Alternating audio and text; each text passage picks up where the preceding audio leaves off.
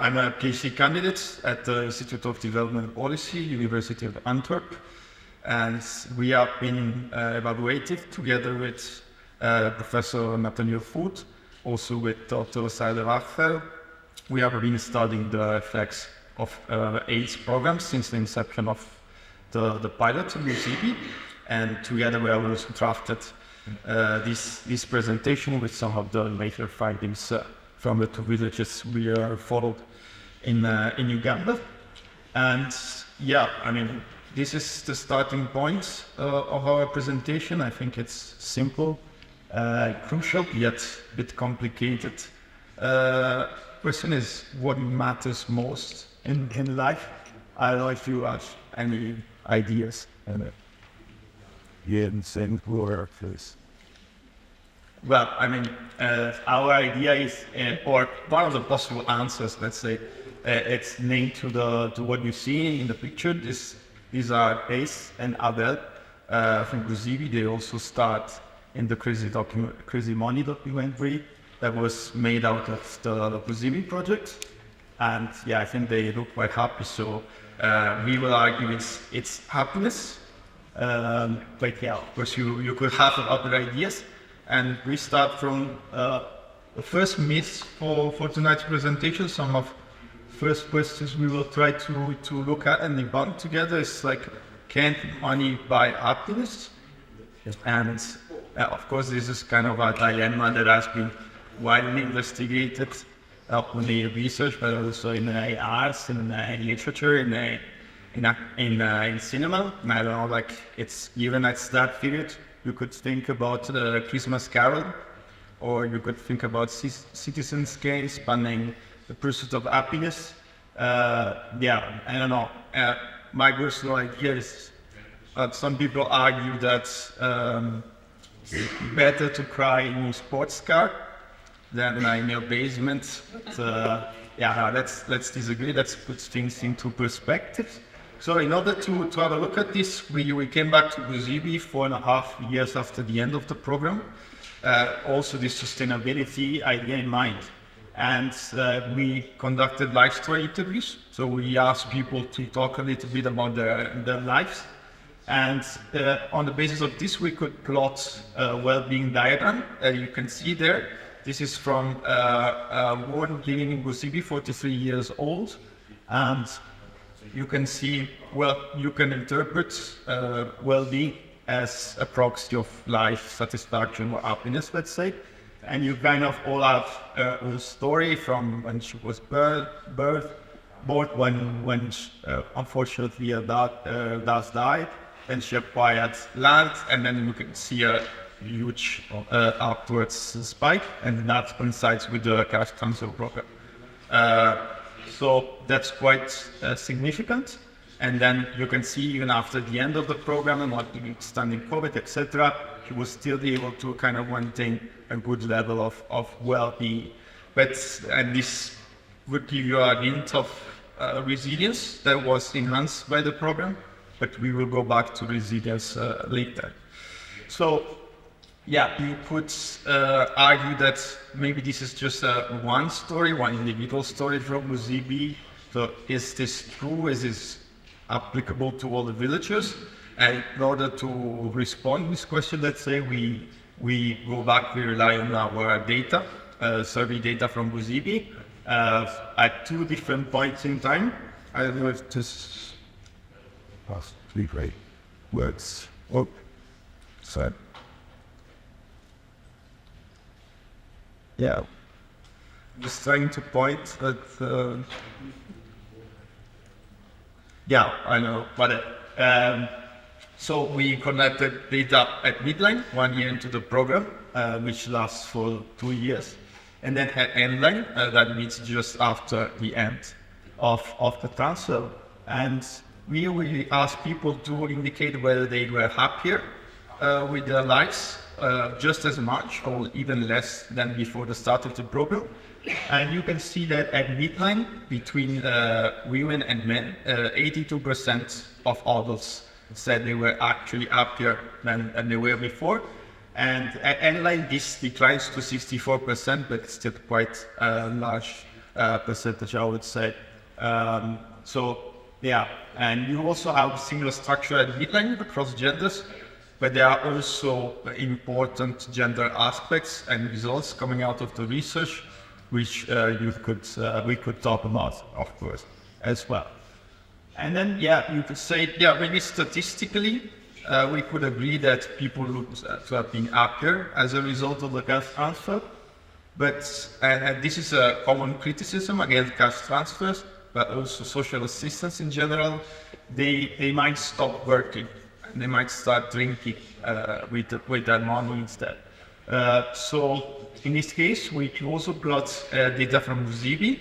We ask people to indicate what they were using, especially their mobile number, the cash transfer on. And you have a bunch of expenditure categories here. I hope it's clear enough.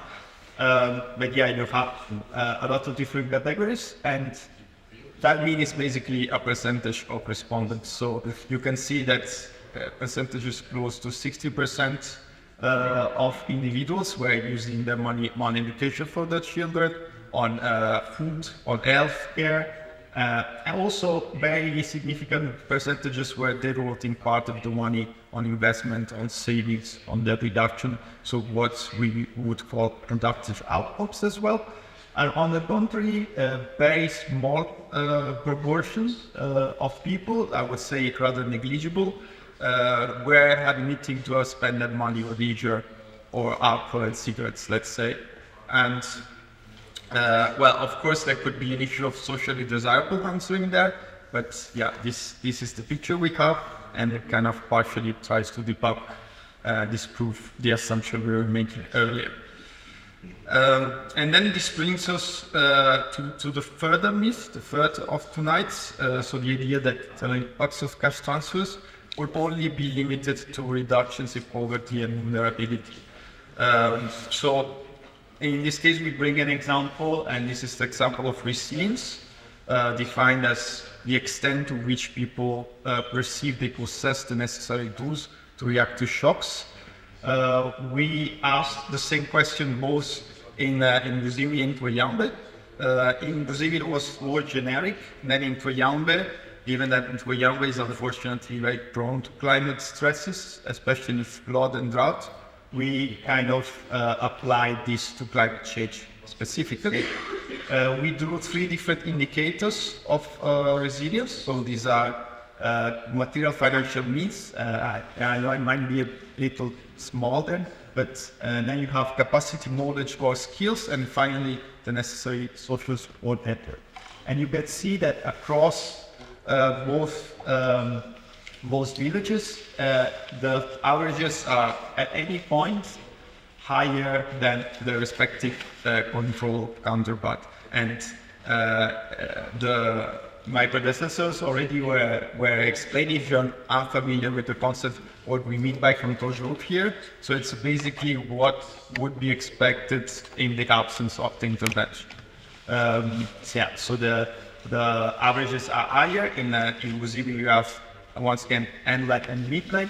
In Toyambe, we gather data just before the program, so actually a baseline in this case, we got it like that. And then this summer, 1 year into the program, but it is expected, I think, that we will go back and gather some more data to integrate this. And in the case of Uzibi, we also have qualitative data from life stories. We see that actually this sustainability of effects of resilience is compared also on other proxies like diversification of genetic activities, the ownership of productive assets, etc. And this leads us to the fourth and last myth that we are trying to tackle tonight. So many sources put forward that cash transfers, social assistance is just temporary. That is just expected to have short-term effects. And this indeed is something under research, and one of the main pillars, as Professor Put was mentioning, of our research.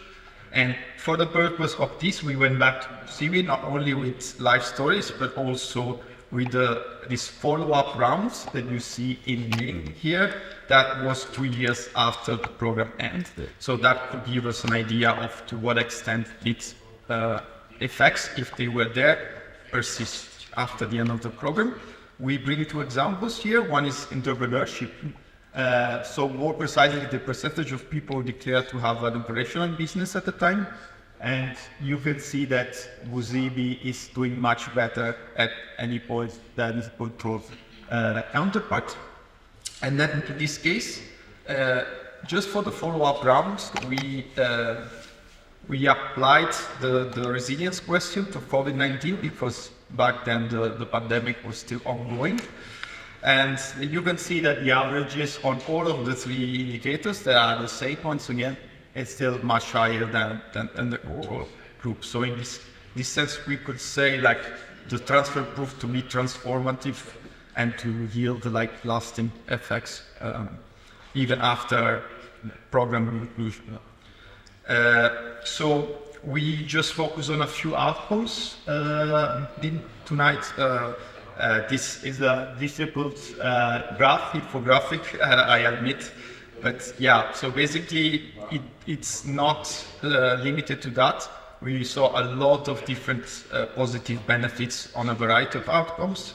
Some of them were sustained, at least statistically, even after the end of the program.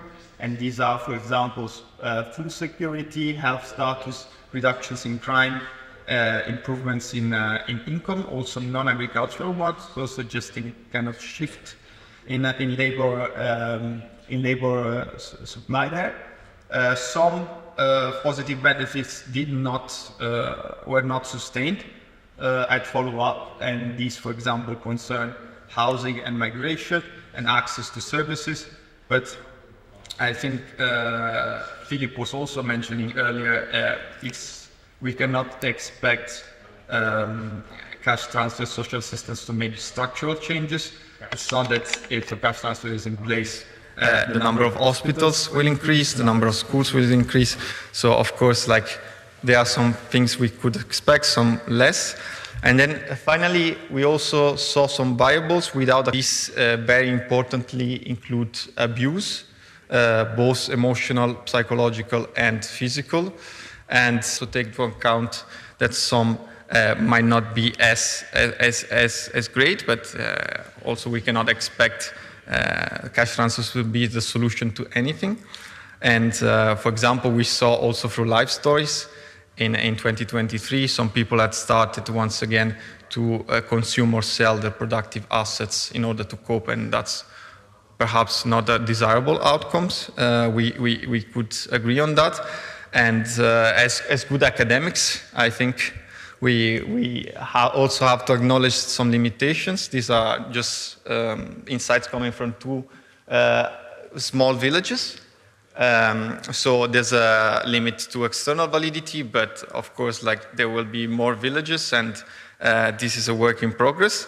And also some of the topics we focus on are underexplored. So Professor Wood was mentioning sustainability effects, effects on collective outcomes, impacts on climate change, etc., etc. But yeah, still we see that this is really helping community, has a lot of positive benefits. And yeah, if cash transfers don't make you happier, let's say they at least some extra cash makes your life a bit easier. So yeah, that is it. And if you are interested, if you are curious to explore a bit more, here are the links, to AID's website page on Uganda. There you can find some outputs for non-academic audience. And then the others are academic outputs. We have been produced, basically all of them, since we have been working on it. And most importantly, for example, the one on citizenship, bottom right end, is published now on a peer-reviewed journal. So that's something that was also checked by others. So this is it. Thanks a lot.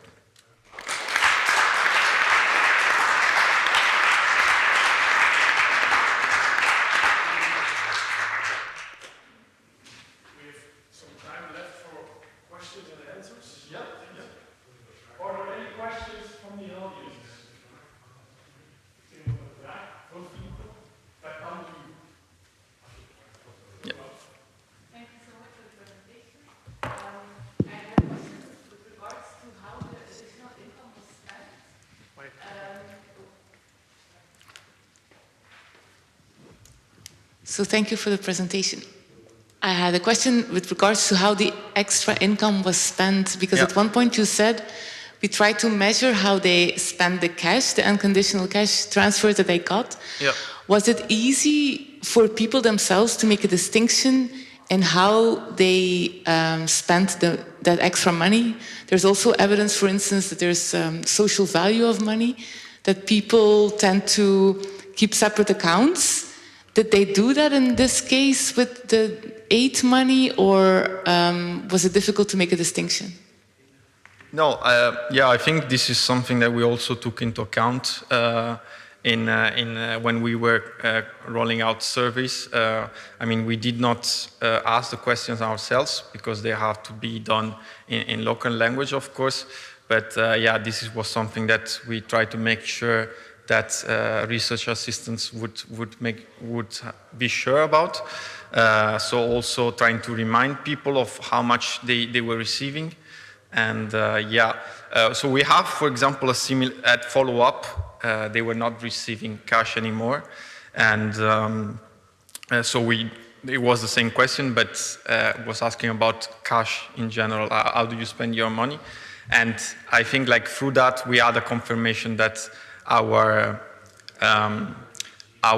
expectations were actually there reflected. Also on the basis of the control group. Yeah, it takes some extra work, I think, for some questions to make sure people understand the question. I would also struggle myself, I think, if I received that extra money to make a differentiation. But yeah, I mean, of course, it's something to take into account.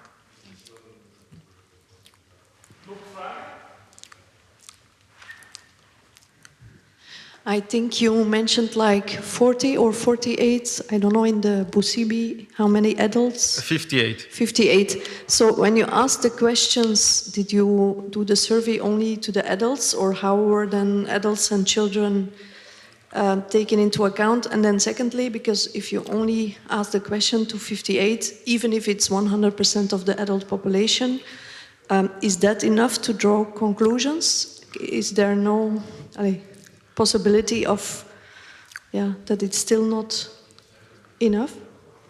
No, indeed. I mean, this is a good point, of course. I would also add that the context is important. I mean, discussions on basic income and cash transfers are also very relevant in the global north, for example. And it's not that immediate, right, to apply what we find there here. So that's something to take into consideration as well. We did interview only the adults in Busibi.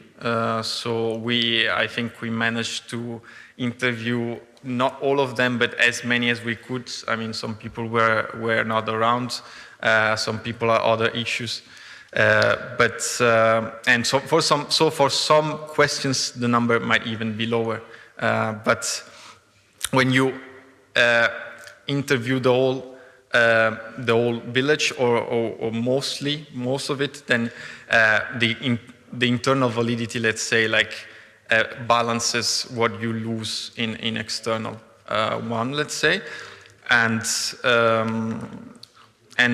well, then in Busibi, for example, there was also a survey for children, which was filled out by their mothers or female caretakers.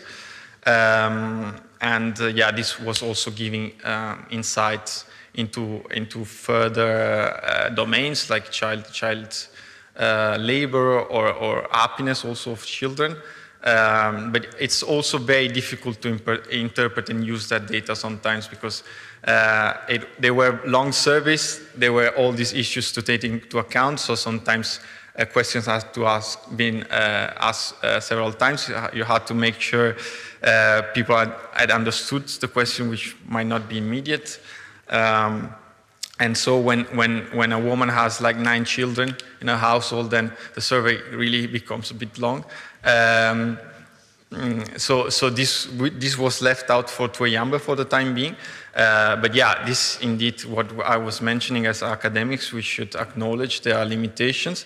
Now we have a second village from Uganda. There are other villages from Congo, and then putting evidence together, It's not it's also rather special. 8 is almost unique in the panorama, but there are also similar researches in other contexts with which you can build, let's say, some sort of evidence base you can trust on this, let's say.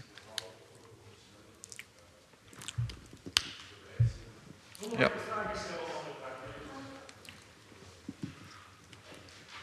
Thank you. Just a quick question on the impact of COVID, really, because you have the normal village and then the control village, and you're supposed to be able to see the net effect controlling away for all the normally slow societal background changes, but in this case it's a very drastic shock that you need to control for. And I also wonder, was this a huge effect on the villages, or because I read that they are isolated, so I don't know, were prolonged lockdowns enforced, or were there outbreaks, or lots of loss of income, or not really? So was this a very big effect, and are you sure that it had the same effect on the control village and the normal one? Yeah, no, it was huge. It was huge. I was personally surprised to hear how seriously the lockdown was taken in Uganda, and how like it was kind of made sure it would be respected even in very remote rural areas. So indeed, the impact was huge, and that was posing us a big challenge, let's say, research-wise. And we tried to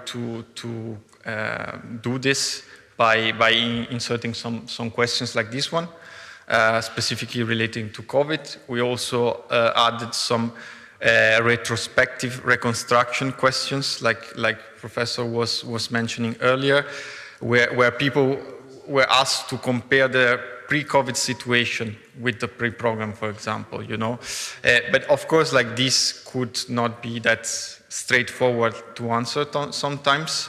I think that the control group helped us in this case, also by looking at those retrospective questions to have an idea of if we could really expect COVID, the pandemic, to have impacted the two villages in a similar way. But you also have to take into account that villages are close by. So it's more or less the same context, and then you have to make sure that they don't know about the program. They don't know about each other. I mean, it's also difficult in that sense to maintain. But yeah, through these tools, you can more or less have an idea. And yeah, I think that this graph, this figure, for example, speaks for itself to how people were sure, like they really felt they had enhanced resilience and they could really cope with the pandemic, notwithstanding all that was happening. Thank you. Right, dames en heren, we gaan nu een kleine break doen. Ik wil even naar het toilet gaan als je wilt. En dan straks komen we terug met de resultaten van IPIS en een laatste panelgesprek. En dus de lijst.